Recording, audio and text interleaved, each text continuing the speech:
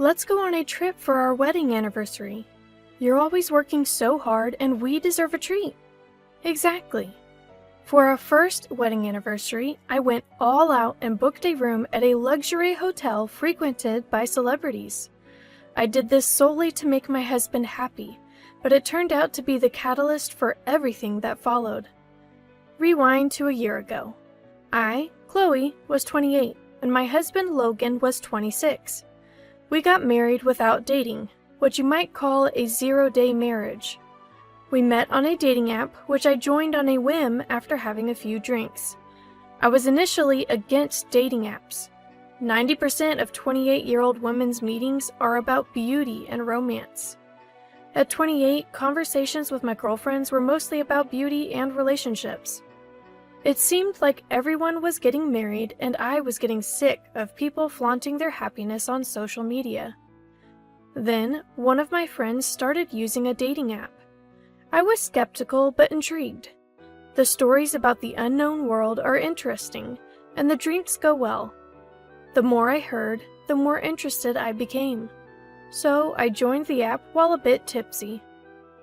The next day, when my hangover finally wore off, I was shocked. My inbox was flooded with messages. Since I've started this, why not have a little fun? That's what I thought as I replied to some messages out of curiosity. I chatted with a few people, but conversations with strangers usually fizzle out.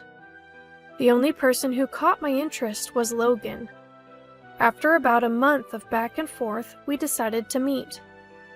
Maybe because we'd been talking every day, meeting for the first time felt like catching up with an old friend. On the first day we met, Logan said, "Let's date with the intention of getting married." I had a feeling it would come to this.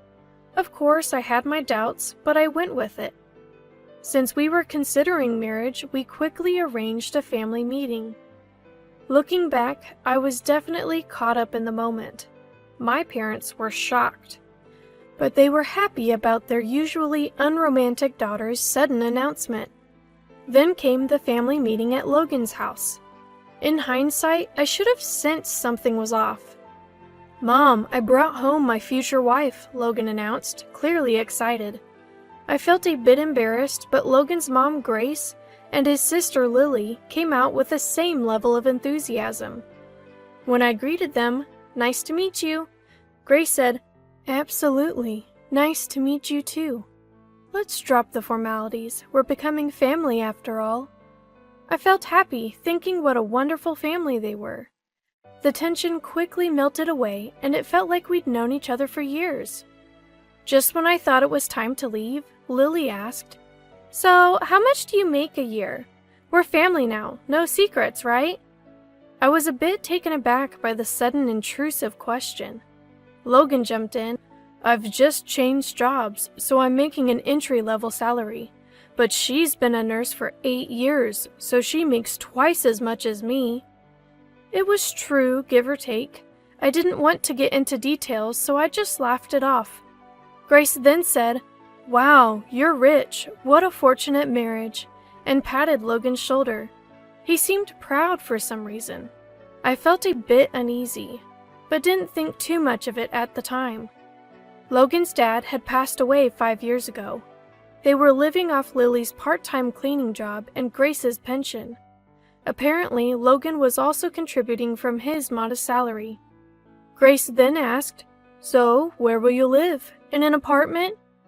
I replied, "Actually, I bought a condo last year thinking I might not get married, so we're planning to live there." Lily responded, "You own a condo? Must be nice being rich. Good thing you're getting married. You should thank Logan." I quickly said, "No, I financed it fully. The mortgage isn't much different from rent. I'm just as surprised as you are about this sudden happy development." Grace then said, "We'll be counting on you from now on. We might need your help with a few things. Let's all share as a family." The word share made me feel a bit uneasy, but since it was our first meeting, I didn't press the issue. "Thank you. I look forward to your guidance if there's anything I need to improve." With that, I left for the day. Neither of us likes to be the center of attention, so we skipped a wedding ceremony and just filed the marriage paperwork. Given my job, I rarely wear a ring, so a cheap one was fine. Of course, there was no engagement ring. The proposal wasn't what I dreamed of, but I accepted that this is how it goes. After getting married, we both continued to work hard. I was in charge of the finances. I started saving bit by bit, creating a small cushion for our lives. However, an incident occurred after 6 months of marriage. I noticed that $2,000 had been withdrawn from our account a few days earlier. The only person who could have done it was Logan. I confronted him that night. "Did you know $2,000 was taken from our bank account? If you didn't, we need to contact the bank." Logan looked startled for a moment, but quickly became defiant. "I lent it to my mom because she said she needed it. It's just a loan, what's the big deal? It's my money too." I was furious and shot back. "Why would you do that without telling me? We could have discussed it. Yes, it's your money, but it's also mine. When will it be paid back?" Logan retorted, "Who cares? She's family. She won't run away. You're really annoying about money." Logan always gets cocky when we argue. Frankly, it's exhausting. But I had a suspicion. I'd seen Logan's mom tell him she'd won $300 on a slot machine, so I figured she was gambling. They're not struggling that much financially. They own their home, and there's a pension and Lily's part-time income. They're not concerned about appearances, so they usually wear the same clothes and eat instant food because they don't like cooking. But the $2,000 incident changed something in me. Until then, all our savings were joint, but I contribute more. From then on, I decided to save the extra money separately. Still, I thought Logan was fine as long as the in-law situation didn't come up. He was working, after all. Then came our first wedding anniversary. We're usually far from extravagant, but I thought we could splurge a bit for our anniversary. I was excited to announce a surprise trip when I got home, but Lily was there. She's been coming over frequently lately, eating dinner and leaving. I was starting to feel stressed about coming home to find Lily there after a long day of work. In hindsight, the timing for announcing the trip was bad. I was probably too eager to share the news about the hotel reservation I'd worked hard to get.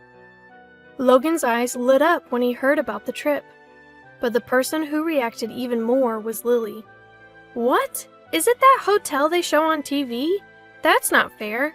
How did you manage to book a luxury hotel?" I confidently said, "So, we've never been on a trip just the two of us, so we decided to splurge this time." I was glued to the computer on the day the bookings opened. "The slots fill up in an instant, so it was nerve-wracking," I shared. My sister-in-law retorted, "Wow, how unfair of you. Just because you're a nurse and can go on trips anytime doesn't mean you should. My mom and I struggle to make ends meet. We should be the ones going on this trip. Consider it an act of filial piety and give it to us." I had forgotten, but my sister-in-law loves to travel even though she claims to be broke. She has the time because she works part-time and takes local trains to go anywhere. Even worse, she's a habitual fare dodger, getting off at unmanned stations. She shamelessly brags about it. I honestly don't want anything to do with someone who acts like this. There's no way I'm giving up our trip to her. I firmly refused. "Absolutely not. We've been saving up for this trip. Logan works hard. We haven't even had a wedding ceremony, let alone a honeymoon, so we're splurging this time." Sister-in-law, looking displeased, said to Logan, "You married an awful wife who can't even appreciate her in-laws. This is what happens when someone in the family marries a weirdo. You should divorce her, just like I did." Logan looked down and said nothing. That made me even angrier. Sister-in-law, feeling uncomfortable, muttered, "Such an arrogant daughter-in-law," and left. Logan looked puzzled as he watched her leave. The excitement for the trip was ruined. We went to bed that night in an awkward silence. I usually feel better after sleeping on it, and I had no intention of dwelling on yesterday's tension. But then something unexpected happened.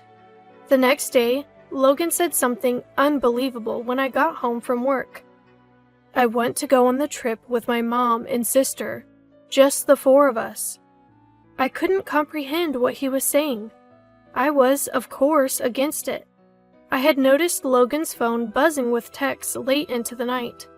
I'm sure sister-in-law and my mother-in-law had been filling his head with nonsense. Logan said, "I never thought you'd be so heartless. Marriage is about families coming together, not just individuals. If you're going to be like that, then you don't have to go. Am I wrong?" He's completely wrong. I get the family connection, but that's not the point. He must have been manipulated by his family since last night. We couldn't agree, and the conversation went nowhere. I was saddened that a trip meant to bring joy had led to this.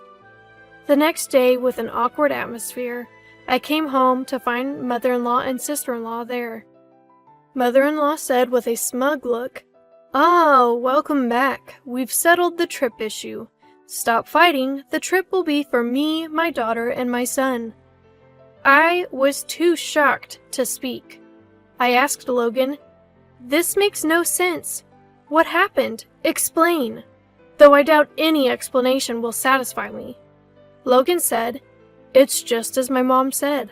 I told her about our recent issues and she came up with a solution. I'm going, you're staying. That's it." I finally lost my temper. What? That's not a solution at all.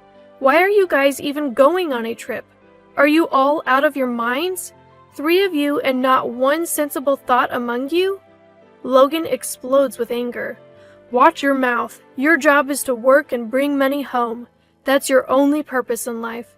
You're just a leftover nurse. That's why we got married. Just work and stop complaining." Yes, that's right. Logan shows his true colors as a psychologically abusive husband. He hurls insults like you'd see in a drama. I start to feel foolish for all the effort I've put in for Logan so far. My sister-in-law, who has been watching all this, says, "Well, whatever, we're going on that trip. Fighting won't solve anything. We're leaving, so make up already." I can't take it anymore. I can't stand how he's dependent on his mother and sister. I want to cherish those who cherish me, but I don't need to cherish Logan or his family anymore. My feelings have cooled off so much, it's like I've been dreaming this whole time. I don't want to go on a trip with someone I dislike so much. If your family is so important to you, I want a divorce. There's no point in being together anymore. Let's divorce just like Lily suggested. I can't think of any other way, I say. Fine. Let's talk about it seriously after the trip. For now, the trip is the priority. This is getting nowhere. I don't want to go on this trip anymore. I decide to give in and let his family have their way. When I tell Logan, he says, "I knew you'd understand. That's why you're my wife. I'll buy you a souvenir. You probably want some time alone, too. Just relax." Logan is excitedly calling his mother-in-law. His joyful laughter irks me. But that's okay. I've made up my mind. I contact the hotel and change the reservation to Logan's name. I even managed to change it to a trip for 3 people on the day of the trip. I take a day off to see them off. The 3 of them leave completely excited. They even bring suitcases for just a 1-night, 2-day trip. I can't help but laugh at the sight. Now, I'm super busy. I have a life-changing task to accomplish in these 2 days.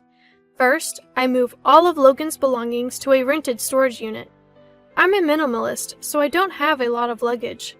I get help from a friend at work and we finish in less than 2 hours. Now Logan has no reason to come back. This condo is in my name, bought when I was single. I never want to let him in again. The locksmith I'd booked arrives. In just over an hour, Logan can no longer enter the house. I've also consulted with a lawyer named Mason about divorce. I bring audio evidence of the psychological abuse and Mason says, "This is a guaranteed win. Please let me represent you." I don't have to be directly involved in the divorce talks anymore. And here's the funny part. Logan and his family somehow think the hotel is prepaid. I never said it was. I had only made the reservations. I even ordered a fancy cake and champagne, planning a surprise for our anniversary. Of course, all of it was to be paid at checkout. They must have had a blast thinking it was all prepaid. Like a Last Supper. The next day. As expected, my phone won't stop ringing around checkout time. I ignore it, all within my expectations. I'm amazed at the audacity of his family, staying at a luxury hotel with no money. I can almost see the Logan family turning pale at the bill. And eventually, they end up in police custody. I wash my hands of it. I have one last gift for this troublesome family. I mail the divorce papers and the key to the storage unit to Logan's family home. Not a single item of Logan's remains in my condo. My cozy space from a year ago is back. I prepared before anyone else, foreseeing that the divorce would be contested. Mason will handle everything. Eventually, his family scrapes together enough money to pay for their luxury trip and get released. They were already poor, and this just made it worse. When they returned, they kicked my condo door, and my neighbor called the police. Given that we're in the middle of divorce mediation due to psychological abuse, Logan gets slapped with a restraining order. His family can't afford a legal battle, so they quickly agree to the divorce. I also claim compensation in the divorce proceedings due to the psychological abuse. And just like that, I'm single again, easier than I thought. His family seems to be relying on my ex-husband's income for a while. He probably couldn't quit gambling. Their problems continue. Logan, who couldn't hold a job, often overslept and took days off, which is unacceptable for an adult. When I pointed it out, he silenced me, saying he's prone to mental illness. That made me shut up, yet he had the nerve to argue with his boss and quit. His sister is also unemployed for some reason. They're struggling financially more than ever, refusing welfare and accumulating debt. I even saw a menacing guy lurking around their home recently. It felt like a scene from a movie. As for me, I'm stress-free and doing well at work. I can cut corners on housework since it's just me. Financially, I'm better off post-divorce, which was unexpected. And I even got promoted to supervisor. It's a challenging job with responsibilities, but I enjoy it. I wasn't planning on dating for a while, but I started seeing Caleb, a doctor who had been a confidant before my marriage. Unlike someone I know, Caleb is financially and emotionally stable. But now, I'm extremely cautious about marriage. One thing's for sure, dating apps aren't for me. I still believe in natural encounters. Looking back, I'm grateful and thankful that they took that trip from me.